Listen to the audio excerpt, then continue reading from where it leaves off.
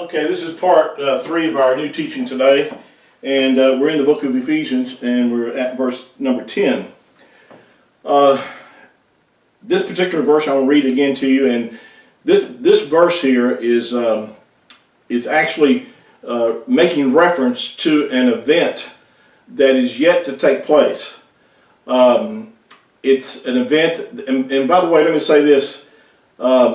This book of Ephesians that the Apostle Paul or Shaul wrote to the church there in Ephesus, this is written to, say, a Gentile church.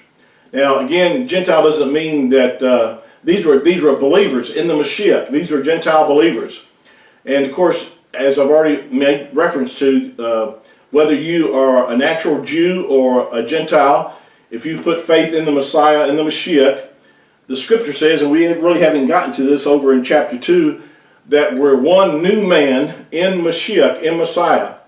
We're a part of what the Messiah referred to as his church that he would build upon the revelation of who he was.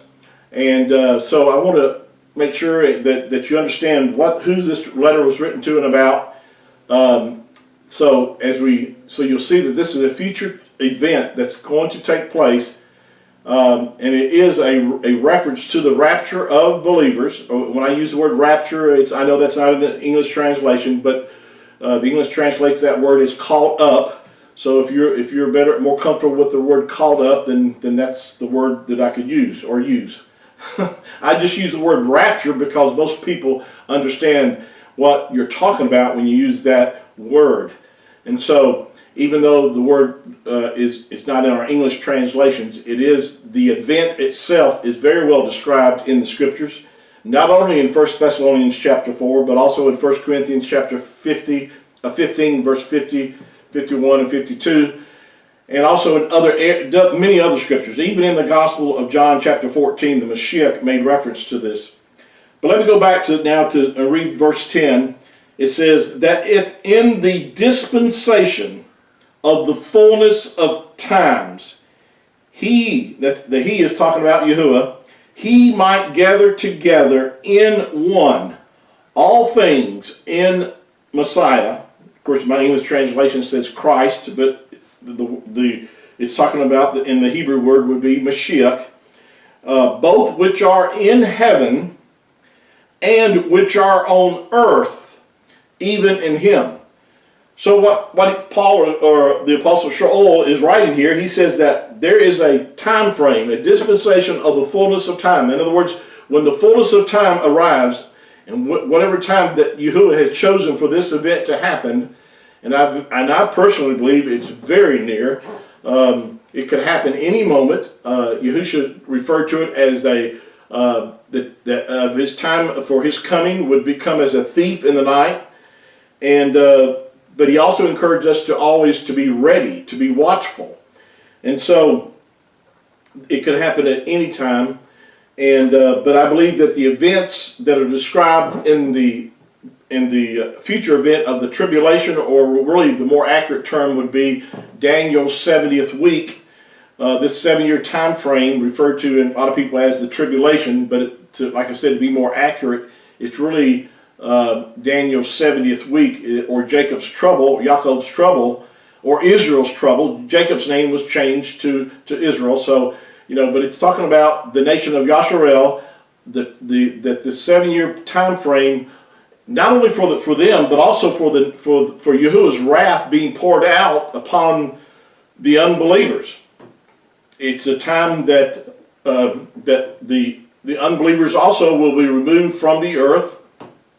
But it's setting the stage for the millennial 1,000-year reign of the Mashiach, where he is going to reign and rule from Jerusalem. And this is a promise that he will fulfill with the nation of Yasharel. That like I said, there's promises to the natural seed of Abraham, and to the Yahudim, to the Jewish believers, or Jewish nation itself. That's a better way to put it. That there's certain things that he's going to fulfill to them.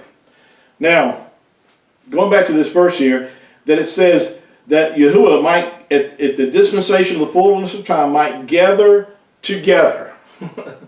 Gather together. The scripture says over in 1 Thessalonians, the Apostle Paul wrote that that the dead in Mashiach would rise first, and then we which are alive and remain shall be caught up together. Notice the word here again, together with them in the air, not on the earth. We're going to meet Yahusha, the Messiah, in the air. This is, again, a different event as opposed to the second coming of Yahusha, where the scripture says in the book of Revelation, chapter 19, that we're coming back with him at his second coming. But the event that's being spoken of here is being made reference to of the rapture of the church.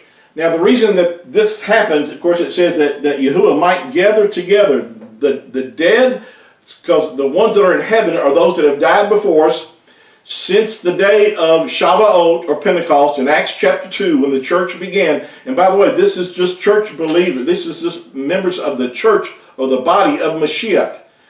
This is not reference. Now, the believers say in the Old Testament of the Tanakh, their resurrection will take place at the end of the tribulation, according to Daniel chapter 12. If you go back and read through that, you'll see that at this time of end of Jacob's trouble, that they will be resurrected at that time. It's a different resurrection than opposed to the resurrection that will take place in 1 Corinthians chapter 15, verse 50 and 51, and also spoken of by Paul in 1 Thessalonians chapter 4. So they're different resurrections, and I've already covered that in other teachings. But this particular gathering together is those that are in Messiah. Notice this, it said not just the believers from the Old Testament, because this is talking about those in Messiah, which are in heaven and which are on earth. Those that have received the Messiah, been born again of his Spirit, they are part of the church that Yahushua said he was building his church upon, and this is what this verse is making reference to. And that's good news. That's good news to know that, we're not appointed to wrath. Wrath means anger. That means that the reason why we have not been appointed to wrath is because Yahushua has absorbed the wrath of Yahuwah and the judgment that was to come upon you and I. His anger for our sin and our rebellion was put upon the Messiah, Mashiach. And he bore our judgment and the anger of Yahuwah. That's why we have not been appointed to Yahuwah's anger. Now, some people say, well, yeah, but that's talking about, when it talks about, Paul said that we, over in 1 Thessalonians chapter 1, verse, I believe 9 and 10, talks about, that we have not been appointed to wrath, but to obtain salvation. And, and again, the whole context of 1 Thessalonians in chapter 2, if you read both books together, you have to understand this is the wrath that it's talking about is the wrath that's going to be poured out upon the earth during this 7-year tribulation period. It's not talking about the wrath of, say, eternal hellfire or being cast into the lake of fire. It's natural. We've already been delivered from that in the moment that you put your faith and trust in the Messiah and you're born again in the Ruach HaKodesh. We will not have to face that kind of judgment.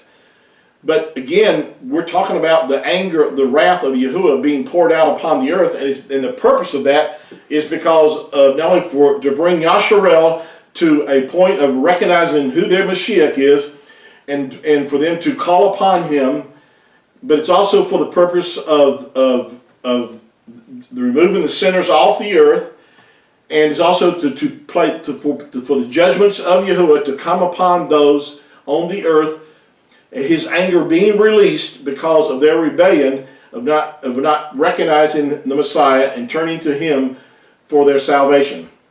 I hope this has helped you today. We've got a lot more to share, and thank you for, again, your support.